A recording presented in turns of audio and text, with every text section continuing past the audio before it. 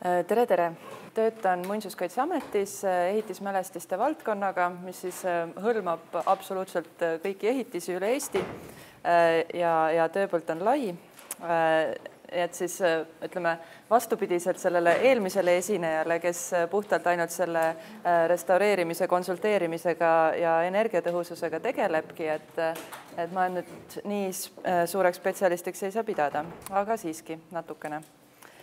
Et eelkõige alustuseks näitaks natuke statistikat ja näiteid erinevas vanuses hoonete energiatõhususe kohta. Meil on nagu peas mingi pilt, et kõik uued on väga energiatõhusad, kõik vanad on väga ebaenergiatõhusad, aga ma olen natuke teinud uurimistööd selle suhtes, mis näitab kirjumat pilti.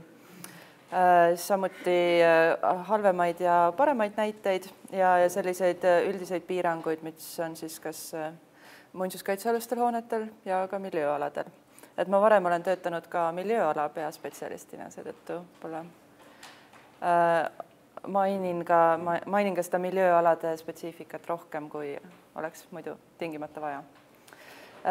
Ja mu enda kogemus võib-olla on ka selline eluline ja huvitav, et mul on siin majas korter, see on riiklik kultuurimälestis Tallinnas Kalamajas. Ja siin need 3 akent on seal minu korter. Elasin seal päris tükk aega ja praegu enam ei ela perekondlikel põhjustel, muidu oli väga tore korter. Ja siin ütleme, ainus selline energiatõhustamise asi, mida ma tegin, oligi selline akende restaureerimine lihtsalt ise, nii palju kui ma oskasin. Värvi natuke maha ja uus värv peale ja tihendeid talveks natuke vahele. Et põhimõtteliselt oli see siis täiesti selles mõttes soojustamata maja. Ja kui ma nüüd kolisin praegusesse majja, mis on ehitatud aastal 2003, et lihtsalt kolimise hetkel see oli huvitav kogemus, et kui selles vanas majas, mis on mälestis ja igati soojustamata ja vanade puitakendega, mis on ka 30-ndatest, et selle maja, ütleme sellised sügisesed, hilissügised kulud, mis tulevad nende kommunaalarvetega, et need olid kuskil 1,2 eurot ruutmeetri kohta. Ja siis selles uues majas on need samad kulud umbes kuskil 1,5 eurot ruutmeetri kohta. Et pigem nagu läks tegelikult see elamine kallimaks, mida ma sugugi ei eeldanud. Aga ma kohe näitan, miks see nõnda on. Et statistiliselt see pilt ongi tegelikult väga laiali valgub. Et see on loetelu Eesti eluruumide ehitusajast. Ma kasutasin seda materjali magistritöös, et võib-olla sellepärast mul on nii palju neid numbreid. Et kui vaadata seda pilti, siis enne esimest maailmasõda ehitatud eluruume, meil on kõigest alla 4% kõikidest eluruumidest. Et eluruumiks siis loetakse kas eramu või üks korter. Et selles mõttes majade hulgas ilmselt on seda rohkem, kuna need vanemad majad kipuvad olema väiksed, ehk siis seal on vähem eluruume kui keskmiselt ühes kortermajas. Siis samuti ja valdav osa eluruumidest, mis meil on nõukogude aegne ehitusmass, mida on ka linnapildis ju kõige rohkem näha.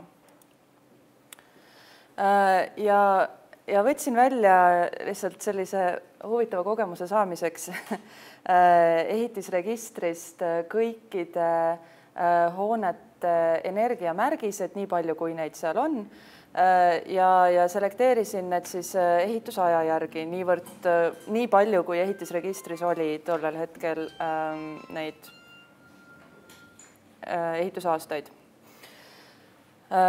Et see loomulikult see statistika ei näita praegu kõikide ehitiste energiamärgiste kohta infot, sellepärast, et kõikide ehitiste kohta ei ole ei energiamärgist ega ka seda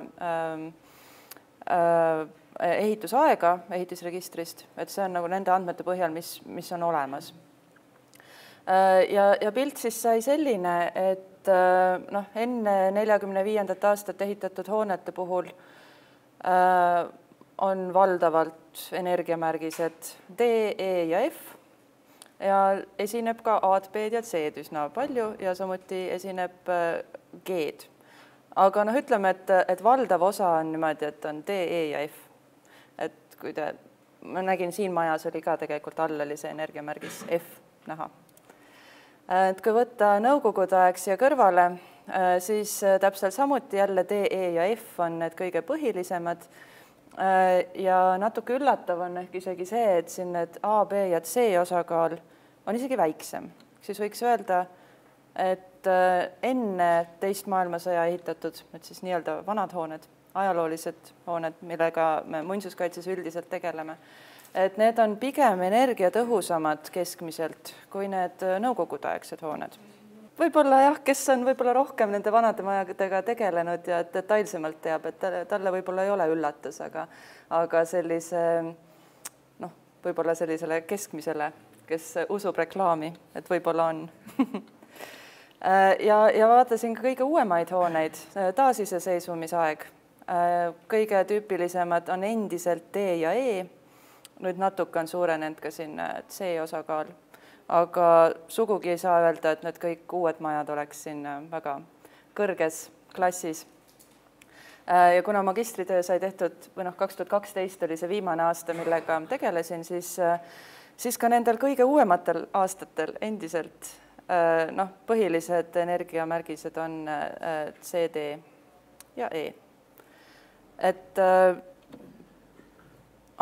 Ja kui vaadata nüüd kõige hullema energiaklassiga maju, ehk siis see H, mis on kõige madalam üldse, siis enamus nendest on ehitatud taasiseseisvumise ajal. Ehk siis peale 91. aastat. Ja kui vaadata nimekirjas, et mis hooned need on, siis seal on üksikuid elamuid ka, aga valdavalt need on mis te pakute? Mis võiks olla? Kohutavalt ebaenergiatõhus uus hooneliik. See on just kaubanduskeskus. Et kõik need suured kaubanduskeskused on tohutu ebaenergiatõhusad selles mõttes, et uksed käivad sisse lahti, seal on pidev ventilatsioon, küte, jahutus, soojendus ja võtab palju energiat, arusaadav. Ja kui vaadata konkreetseid maju, ma uurisin nagu kalamaja maju eelkõige, siis jällegi need, et ühest küljest statistika on selline naljakas ja mõnes mõttes vaieldav, aga samas kui vaadata nendele hoonetele ka otsa, et mida need tähed reaalselt siis tähendavad, siis tundub, et need tähed tähendavad veelgi vähem. Et vaataks korraks need läbi, et see on võrdlus. See on üks vana puumaja, selline lenderi tüüpi maja, kus mõned aknad on vahetatud, mõned ei ole, välisfassaad on vana, soojustamata, see uks on siin lahti kogu aeg, ma käin sealt mööda, ja sokli avad osaliselt lahti vineeriga kinni löödud, selge see, et see maja ei näe väga energiatõhus välja ja ütleks, et E on võib-olla üsna ootuspärane energiamärgis, aga samas sarnane lenderimaja, kus on kõik tehtud.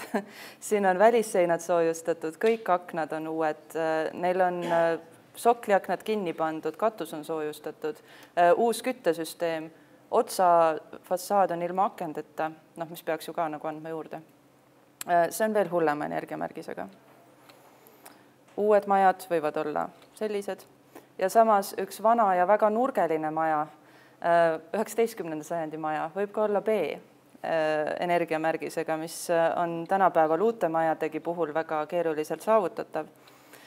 Et mida see kõik näitab, on see, et need võib-olla sellised klišeed, mida vahel võib-olla teiesugused ei usu, aga tundub, et paljud inimesed usuvad, on see, et vana maja on tingimata energiat raiskav maja, et see kindlasti nii ei ole, et on väga suur skaala nii uute kui vanade kui keskmise vanusega majade hulgas ja see ongi üks keeruline maailm.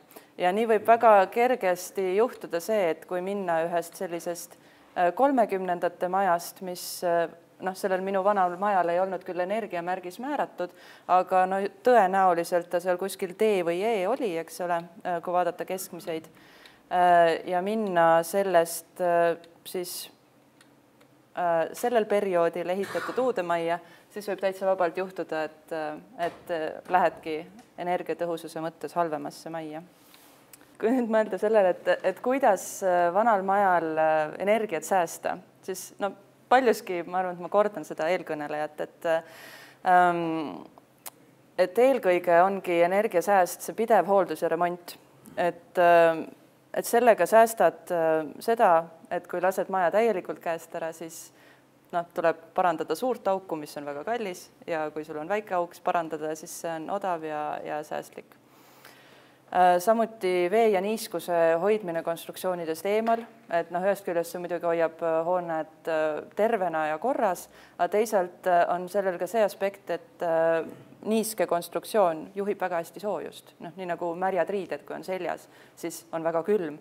See on sellest, et vesi juhib soojust ja kus iganes on märg sein, siis sealt läheb külm,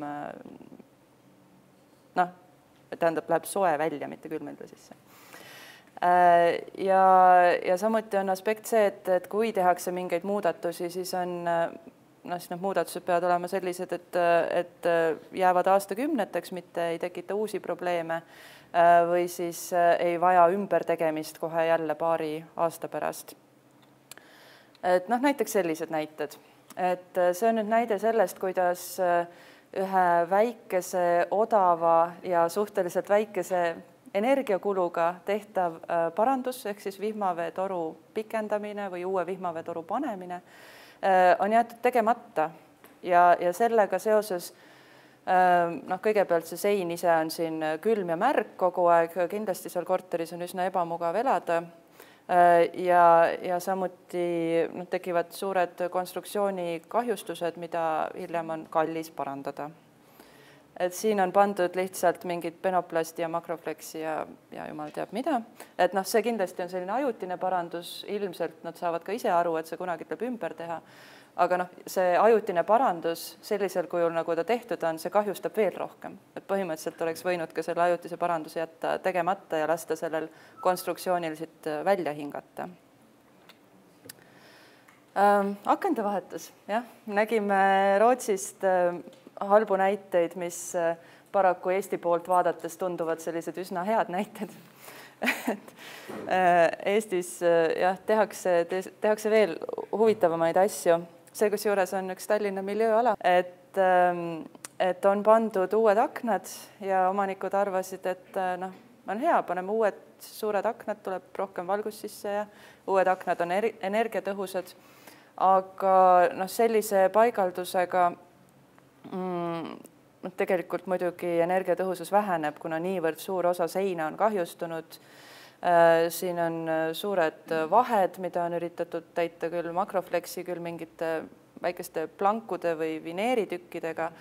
Et ilmselgelt see energiatõhusust ei ole sugugi parandanud.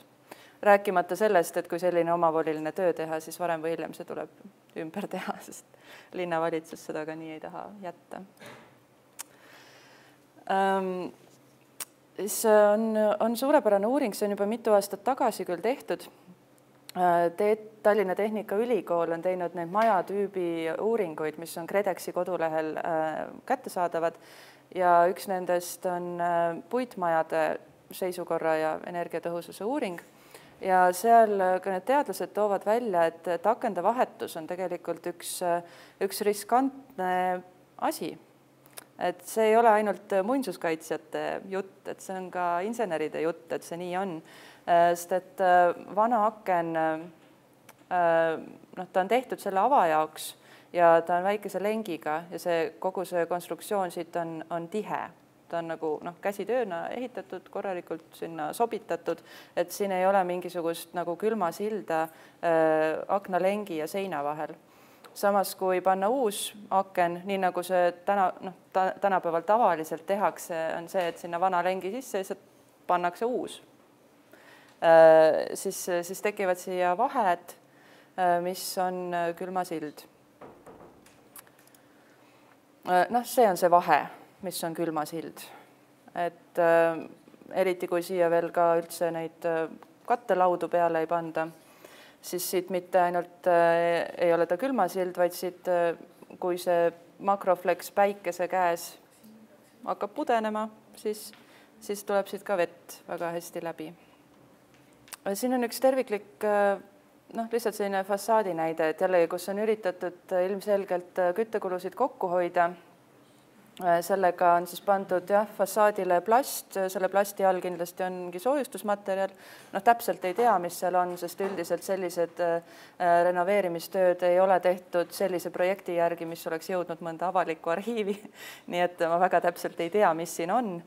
Aga selgelt on soojustus, on plastlaudis ja sokli osas on pandud mingisugune lujaplaat, just midagi sellist. Aga selgelt selles fassaadis ei ole näha mitte ühtegi tuulutusava. Need aknad ei ole samuti tuulutusavadega ja sellest tingituna, ka siit majast ma käin tihtipeale mööda, aknad on pidevalt lahti. Need aknad on lahti ka hilissügisel, nagu näha, siin on juba kollased lehed, et kokkuvõttes, kuna see töö on tehtud selliselt, et ventilatsioon on lahendamata, siis loomulikult inimesed ei saa päris ilma õhuta elada ja tõenäoliselt nad maksavad küttele rohkem, kui oleks siis, kui oleks aknad kinni ja lihtsalt see loomulik õhuvahetus läbi teatavate ebatiheduste. Et sükse asju tehakse. Ka sellest materjalidest, mida eelkõneleja ka natuke rääkis, aga jättis just näited näitamata, et materjalide puhul on see, et see vana krohvisüsteemi tegemine või siis ka puitlaudise puhastamine ja uuesti värvimine lineaalivärviga, et see võib küll olla võib-olla ajamahukam kindlasti ja võib-olla ka natuke kallim kui selline lihtviisil uue konstruktsiooni peale panemine. Aga jällegi, mida need ühe krohvisüsteemi või plastlaudise müüjad ei ütle, on see, kui pikk on selle eluiga.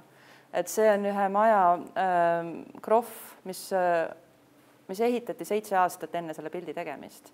See on üks uus maja Kalamajas õnneks, mitte vana maja. Aga siiski ka vanadele majadele tahetakse tihti seda ühe krohvisüsteemi peale panna. Üldiselt muinsuskaitse seda keelab ja ka miljööaladel üldiselt keelatakse. Aga see on see nende inimeste enda heaolu tõttu, et kui selline asi peale tõmmata ja 5 või 10 aasta pärast on vaja seda parandada, siis see ei ole enam selline süsteem, mida oleks võimeline seal majas elav mingi osavate näppudega mees parandama, et siin on juba vaja siis uuesti kallist tööd sisse tellida.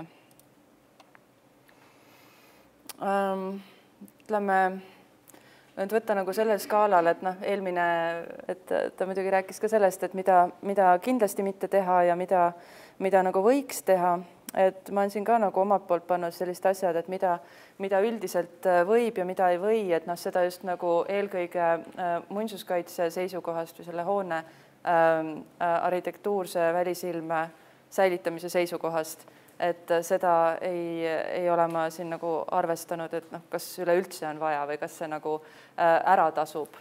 Et meie juurde üldiselt tulevad inimesed selle jutuga, et meil on väga vaja, kas võib, ja siis me ütleme, mida võib, mida ei või. Et vajadus on juba eraldi küsimus. Aga kindlasti, mida iga maja puhul saab ja võib teha, on tihendamine. Nii akende kui uste puhul, siis kas mingid uued need silikontihendid või mis selle minu 30. maja puhul kõige lihtsamalt ja odavamalt on toiminud aastaid, ilmselt ka aastakümneid juba, on lihtsalt toppimine. Et ma ei ole sinna ka mingeid neid silikoonribasid pannud. Ühele aknale panin ja siis tuli välja, et silikoonriba on ju ühe paksusega, nii et ühest kohast ta ei taha siis aken kinni minna, teises kohas, kus pragu on laiem, seal ta ei kata tegelikult seda pragu, et selline lihtsalt noaga vatiini vahele toppimine tundub kõige efektiivsem ja väga odav ka muidugi. Ei maksa suurt midagi. Siis vajadusel akende asendamine, see on muidugi selle klausliga, et kui ei ole väärtuslikke aknaid, mida annab korda teha. Et kui on väärtuslikud, korralikud aknad, muidugi on mõistlik neid parandada. Siis milles me Eestis oleme suhteliselt tolerantsed muinsuskaitse poolel ja ka miljööaladel, on see pakettklaaside teema. Et seda ma näinud et Põhjamaades eriti ei tehta. Neil on see muinsuskaitseline mõtlemine võib-olla tugevam ja nagu rohkem juurdunud. Aga meil, ütleme, kui need valikud on nagu nad on, siis me oleme üldiselt lubanud seda, et kui on need kahekordsed aknad, siis välimised raamid restaureeritakse nii, nagu nad on, või siis tõesti, kui on väga läbi, siis tehakse koopia ja sisemine aken võib siis olla pakettklaasiga. Et seda täiesti mälestistele on palju tehtud, isegi mõisa peahoonetel ja nii edasi, et jah, Taanis ja Rootsis seda ei näe, aga meil küll. Võib-olla me ka kunagi hakkame seda keelama, aga seni pole nii karmiks läinud veel. Siis loomulikult horisontaalsoojustus, millest räägiti palju, et peale pööningupõranda on ka tegelikult võimalik keldrilage või põrandaalust soojustada, mis on üsna selline leebe meede jällegi. Kõik võimalik parandamine, aukude kinnipanemine, küttesüsteemide renoveerimine. Ja mida tihti tehakse selliste hoonete puhul, kus on külm sokkel või keldrikorrus, kus otseselt ei elata, midagi ei tehta ja sealt tuleb külma sisse hoonesse, siis seal on mõistlik sokli avadele panna puitluugid ette näiteks. Et seda palju tehakse nende kortermajade puhul näiteks. Ja mida me ka palju oleme lubanud või isegi nagu soovitanud inimestele, on see, et kui välisuks avaneb otse nagu köetavasse ruumi, siis sinna taha on võimalik teha veel teine uks, tihtipeale see tehakse näiteks klaasist. Mõtlen mälestiste puhul, et nii mõisahoonete kui elamute puhul täiesti aksepteeritav lahendus. Või siis teha ka sissepoole selline eraldi mingi tuulekojakene klaasist. Seda näiteks Tallinna vanalinnas, kui lähete kuhugi restorani, seda on päris tihti, et muinsuskaitse lubab. Ja tõesti see nagu hoiab päris palju sooja kinni ikka, kui sa ei lase kohe uksest külma õhku otse tuppa, vaid seal on mingi lisatõkke enne ees. Natuke sellest tasuvusest siiski ka, et ega me neid ise ei oska arvutada, aga seesama Tehnikaülikooli uuringud on selles mõttes palju head informatsiooni pakkuvad.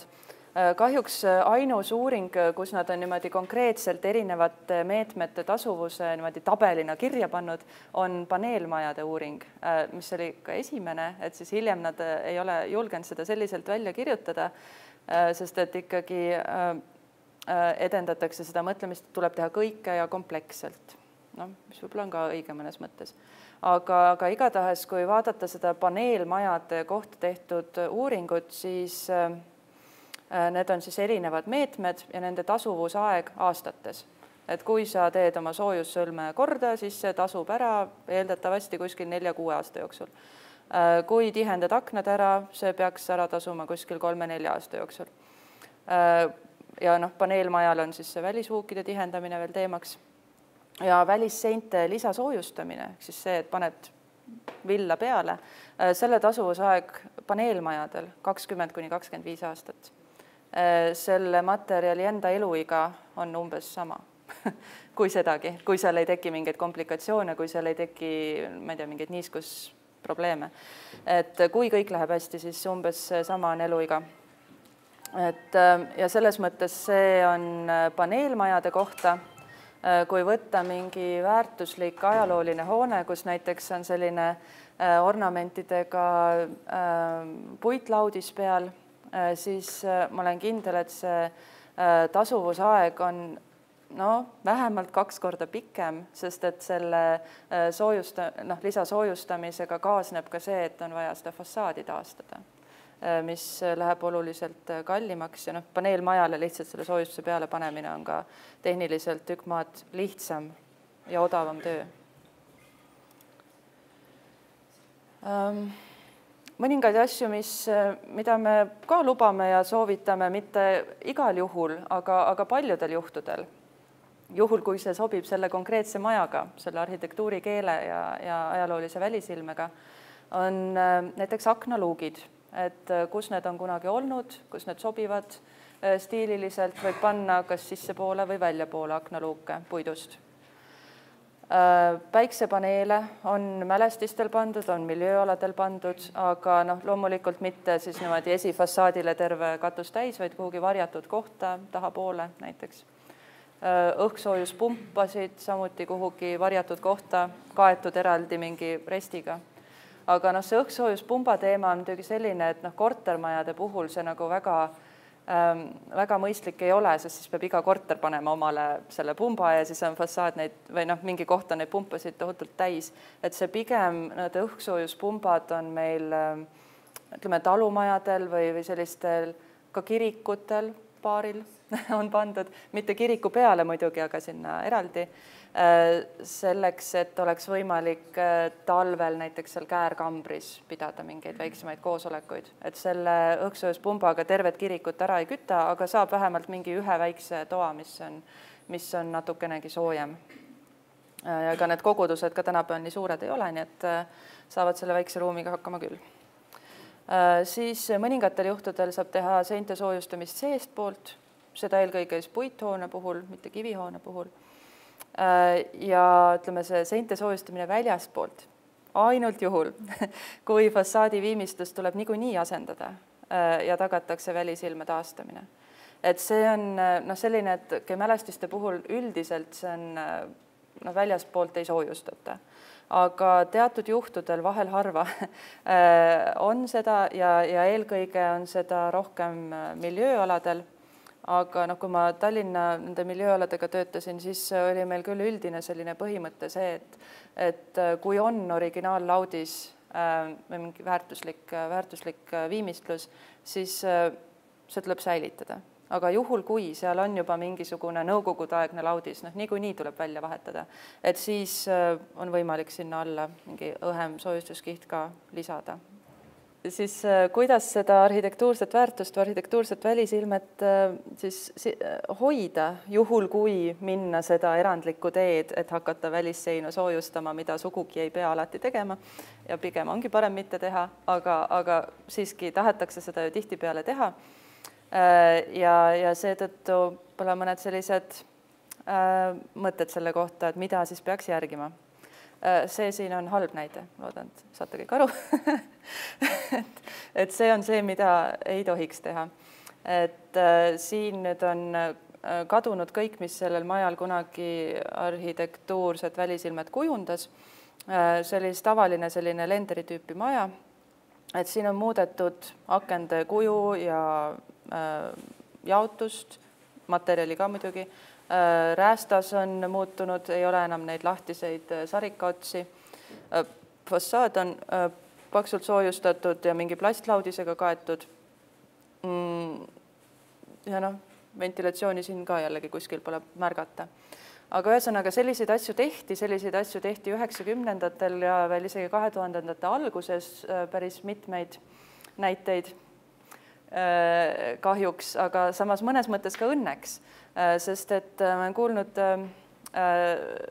vanemate ametnike käest, et siis, kui 2000-ndate algupoolel, seal 2003-2004 hakati välja töötama Tallinna miljööalade kaitse- ja kasutustingimusi, siis mõeldi, kuidas seda teha, mida peaks seal miljööaladel üldse kaitsma. Käisid siis need linnaplaneerijad ja muinsuskaitsjad ringi ja vaidlesid omavahel ja põhiliselt oli kaks koolkonda, et linnaplaneerijad, kes arvasid, et me ei hakka liiga detaili minema, ei ole vaja, määrame mahud ja haljastusprotsendid ja aitab küll, et see on piisavalt miljöö. Ja siis samas, kui nähti seda maja, siis saadi aru, et ei, see ei ole piisav. Et siin majal, algne maht on säilinud, aga sellel ei ole enam mitte mingisugust väärtust. Jah, et sellise hoone asemel võiks sama hästi juba olla mingi uus hoone, et selline renoveerimine ei hoia seda ajaloolist väärtust mitte sugugi. Kusjuures head uudised, see maja on nüüd uuesti rekonstrueeritud. See on nüüd see sama maja. Et see oli paar aastat tagasi pilt, 2012 ma tegin seda ettekannet ja see on nüüd 2015, 2 päeva tagasi tehtud pilt. Et ühest küljest see näitab, et kõik on võimalik taastada. Teisest küljest see on ka näide sellest, millest ma enne rääkisin, et see on see läbimõtlemata, tulutu, liiga palju tegemine, mida tuleb tulevikus uuesti ja uuesti ümber teha. Et tegelikult see maja, see kogu see renoveerimine, restaureerimine, kasutamine oleks olnud ma ei tea, mitmetes kordades odavam ja soodsam ja energiatõhusam, kui see vahepealne renoveerimine oleks jäetud tegemata. Oleks olnud see sama, mis ta oli, siin oli mingi vana laudis peal, ilmselt ta lasi natuke õhku läbi, aga oleks tehtud kohe see renoveerimine, oleks jäänud üks aste vähem. Aga jah, et see maja nüüd siis on jälle selle ajaloolise projekti järgi taastatud. Varikatus on veel puudu, mis on siin fassaadis kindlasti oluline element, aga kuna näha on, et need tööd on väga värsked, et ilmselt siis tuleb see ka veel. Ja nüüd selle fassaadi puhul, siin on ka soojustust ilmselt mingisugusel hulgal, aga see soojustamine siin on, ma ütleks, et hästi õnnestunud, sest siin on nüüd hakatud järgima seda, mida miljööaladel nõutakse nüüd juba aastaid, et aknad on toodud fassaadi välispinda, kõik aknad on ilusad uued puitaknad profiilidega ja siis siin fassaadi juures on ka järgitud seda vana fassaadi kujundust, isegi sarika otsad on kuidagi suudetud tagasi teha, et uskumatu. Siin on jah, kindlasti on omanikke vahetunud, et see, kui ta oli sellisel kujul, ma ei tea, võib-olla see on linnalegend, aga räägiti, et seal oli olnud bordell, et selleks neil olid alati need aknad kinni kaetud, et siin nagu tegeles mingi selline asjandus kunagi vist, aga nüüd ta on korteritena jälle nagu, ma ei tea, kas see on siis maha müüdud või mis seal toimunud on, aga ilmselgelt on siin jah ka selline mõtlemise ja omanike vahetus toimunud. Aga jah, projekti ikka tellivad omanikud, ei keegi teine. Et jah, veel üle rääkides need tähtsad asjad, siis mida silmas pidada juhul, kui soojustada väljastpoolt maja.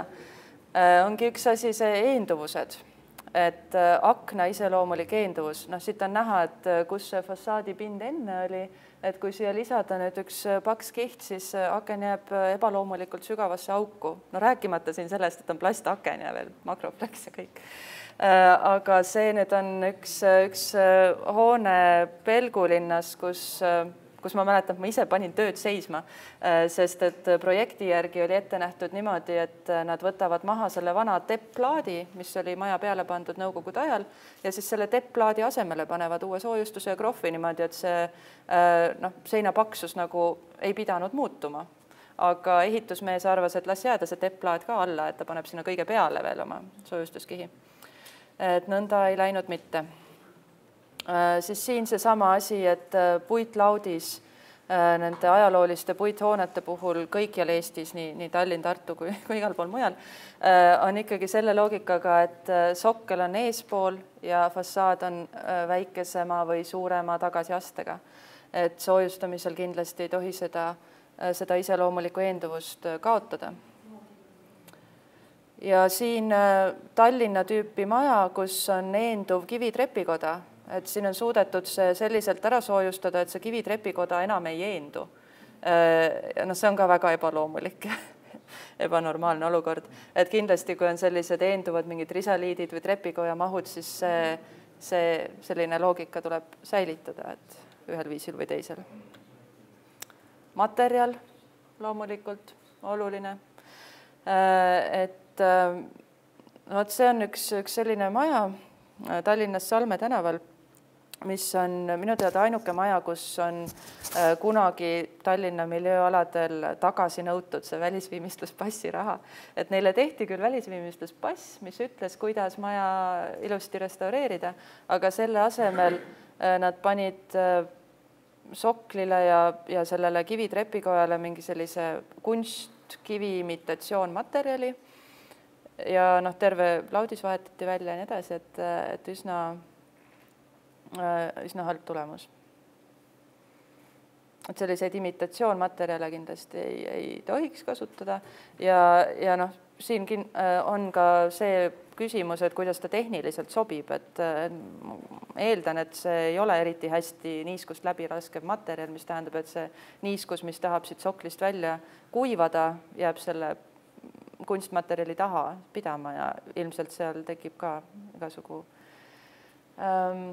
komplikatsioone ja biokahjustusi.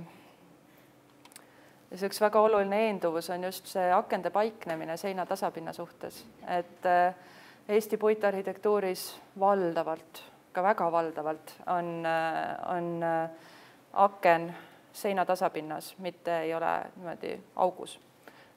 Krohvitud hoonete puhul ja kivihoonete puhul on aknal väike sisseaste, aga see ei ole üldiselt väga suur, et pigem ütleme 5 või 10 sentimeetrit, midagi sellist.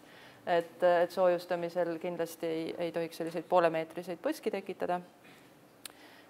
Ja see akna paiknemine soojustuskihi välimises küljes on ka ehitustehniliselt kõige õigem, sest selliselt ei teki neid külmasildasid. Kui jätta ta siia vana seina tasapinda, siis on siin suur külmasild tegelikult ja see soojustus ei ole nii efektiivne, kui ta võiks olla. Kindlasti see fassaadidekoor, et see fassaadidekoor ja räästakujundus, ma ütleks väga-väga paljude ajalooliste hoonete puhul, eriti mis on muinsuskaitse all või miljööaladel, tegelikult välistab selle, et seda välisseina üldse saaks kuidagi soojustada. Et näiteks sellisel juhul, siin on väga peen selline fassaadi käsitlus, sellised peened nagu ribid või süvendid on siin sees. Ja siin esimese korruse osas on terrasiitkrohviga selline äripindade vormistus. Samuti, kui tähelepanu pöörata sellele karniisile, siis sellel on, see on üsna vähe etteulatuv karniis ja tal on selline väga ilus konkreetne kuju. Et kui siia nüüd hakata midagi peale panema, siis karniis kaoks, kogu see fassaad kaoks. Et sellisel puhul ei lubanudki. Ja restaureeriti ilma soojustamata päris ilus tulemus, ütleks. On ka mõningaid ilusaid soojustamise näiteid, et ma ütlen, et see nüüd täiesti võimatu on. Näiteks see Tare 7, ka üks Tallinna miljööaladel tehtud maja juba mõnda aega tagasi. Et siin oli see sama asi, et oli juba varem pandud majale peale tepplaat ja uus krohv, ehk siis see olemasolev välisviimistlus ei olnud väärtuslik. Ja siis sai lubada seda, et see tepplaat koos krohviga võeti maha, see on muidu puitmaja muidugi, ja pandi uus soojustuskiht ja uus krohv ja siin on siis kasutatud rooplaati ja lubikrohvi välisviimistluses. See on selline show and show variant, et sai lubatud, aga väga normaalne see asi tegelikult ei ole. Et siin on nüüd ka fassaadid soojustatud. Siin samuti ei olnud olemas enam seda algset väärtuslikku fassaadi viimistlust. Siin oli mingisugune nõukogudeaegne, see nii-öelda majavalitsuse laudis peal. Ja siin sai siis ka pika arutelu tulemusena jõutis sinna, et lasti seinad soojustada. Kõik aknad tuli siirdada siis sinna välispinda, et ei oleks neid pakse aknapõski ja samuti soojustati sokkel selleks, et see fassaadi pind ei oleks soklist niimoodi üle rippuv, nagu ta muidu oleks. Aga nüüd selle sokliga iseenesest on ka jälle probleemid, sest et ta on tänava ääres, nii nagu tihtipeale linnades on need kortermajad vahetult kõnnitee ääres, mis tähendab, et tegelikult ei saa selle soojustusega minna maa alla, nagu oleks ehitustehniliselt õige. Ja see soojustus lõpeb ära siin tänava pinnas, mis tähendab, et see esiteks siin on külmasild, aga siia ilmselt tuleb ka mingit niiskust vahele. Nüüd on küll tänaval uus asfalt peal, et see on tehtud siin tänava asfalteerimise tööde ajal, aga jah, juba natuke on näha siin tegelikult seda, kuidas see soklikorruse krohv hakkab kahjustuma. Et ma arvan, kui paari aasta pärast teha uuesti pilt, siis see juba on koledam. Nii et jah, see on nagu veel üks asi, mida täiesti peab tähele panema, et kui tahta soojustada soklikorrust majadel, mis on vahetult tänava ääres, siis tegelikult seda ehitustehniliselt õige on teha selliselt, et kaevatakse ka see tänav lahti ja tehakse mitukümmend sentimeetrit nagu maa all, seda soojustust jätkatakse koos hüdroisolatsiooniga. Aga noh, see jällegi tõstab selle töö hinda ja komplitseeritust väga oluliselt, sest et kes iganes tänava ära lõhub, peab sellega taastama. Et soojustamise hinnale tuleb lisada tänava taastamise hind, mis ei ole väike. Siin üks selline päris kena näide jällegi soojustatud majast miljööalal. Jällegi on olukord selline, et ei olnud seda ajaloolist välisviimistlust enam olemas. Oli selline ilmetu pruun nõukogudeaegne laudis ja selline dekoratiivne, mis ta on siin? Frontoon. Et see oli sellel majal algselt olemas olnud, aga see nõukogudeaegse selle remondiga on kadunud. Nii et kui siis hakati tegema uut viimistlust koos soojustusega, siis oli võimalus taastada ka see algne dekoor ja akende ümber dekoor. Jällegi aknad on välispinnas. Siin ei ole nüüd küll maailma kõige ilusamad aknad, aga Eesti kontekstis käib kah, ütleme nii. Ja siin nüüd võib näha ka seda, kuidas on katust õige natuke tõstetud. Et eks see katuse tõstmise teemad kindlasti teil siin ka Tartus on alati vaidlus, kõik tahavad välja ehitada oma katusekorruseid. Et nüüd sellisel puhul jah, hästi natuke seda tõsteti, aga mitte oluliselt, nii et kui seda eelmist situatsiooni ei tea, siis selline olukord päris ei karju. Veel üks soojustatud maja. Siin oli jällegi nõukogudeaegne laudis algselt peal, muidu ei oleks seda lubatud. Ja siin olid nõukogude ajal ka aknad suuremaks lõhutud. Ja mõningatel juhtudel, kus omanikud on nõus, kus läheb niikuinii ka väga suurteks sisetöödeks, kus nad on ise huvitatud, ütleme nii, siis vahel isegi tehakse need nõukogudeaegsed suured aknad tagasi kitsaks. Aga nüüd siin antud juhul omanikud ei olnud sellest sugugi huvitatud, sest et nad olid teinud oma korterites juba remondid kõik ära ja see akende kitsamaks tegemine oleks ikka väga suur töö, mis tähendaks kõikide tubade uuesti remontimist. Nii et said jäetud need suured aknaavad, küll aga siia tulevad sellised väiksema jaotusega uued puitaknad, et osadel on juba pandud, osadel on praegu esialgu veel need nõukaaegsed aknad, et kui neil kunagi tekib võimalus, siis saavad välja vahetada selle ühtse projekti järgi. Et see ka natuke ikkagi parandab selle hoone välisilmet. On ka ekstreemseid juhtumeid Vilsandil, kus on tehtud selline eriti energiatõhus maja. See on mälestis kusjuures, et see on Vilsandi tuletorni kompleksi kuuluv üks elamu. Ja kuna see oli juba sellises täiesti avariilises seisus ja tehti selline europrojekt, et on võimalik näidismajana teha mingi restaureerimine, kus maja on siis maksimaalselt energiatõhusaks tehtud, siin on nii päiksepaneele katsetatud ja tuulikuid ja erinevaid neid kütteviise, erinevaid soojustusviise. Et siin on tõesti nüüd üks erandlik mälestis, mis on päris paksult ära soojustatud. Jällegi, kuna algsituatsioon oli selline, et siin ei olnud enam niikuinii midagi säilitada. Jah, ütleme puitmajadega selles mõttes on mõnevõrra lihtsam, et kui see puitmaja fassaadilaudis mingil põhjusel niikuinii läheb vahetusse, siis muinsuskaitse mõttes ka on see soojustamine aktsepteeritav teatud juhtudel. Aga nüüd selliste ajalooliste kivimajadega on veel tükk maad keerulisem, et siin põhimõtteliselt ei saa küll fassaadidega mitte midagi teha, sest et kogu selle arhitektuuri idee on selles, et see paekivi on siin eksponeeritud ja ta on väga puhtalt ilusti laotud. Et see muidugi ei tuleks kõne alla. Samuti selliste hoonete puhul, kus kogu see fassaadi dekoor läheks kaduma, mis iganes kiht siia ka peale pandaks. Ütleme, selliste siledate hoonete puhul võib-olla teatud juhtudel oleks võimalus, aga ütleme, kuna see konkreetne on kaitse all, siis pretsedentide loomise mõttes me siiski ei ole sellist asju lubanud. Et lõpetuseks võib-olla see, et energiatõhususe taotlemisel tihtipeale arvestatakse ainult seda küttekulu vähenemist, et teed selle töö ära, siis küttekulu väheneb, ma ei tea, 10%, 20%.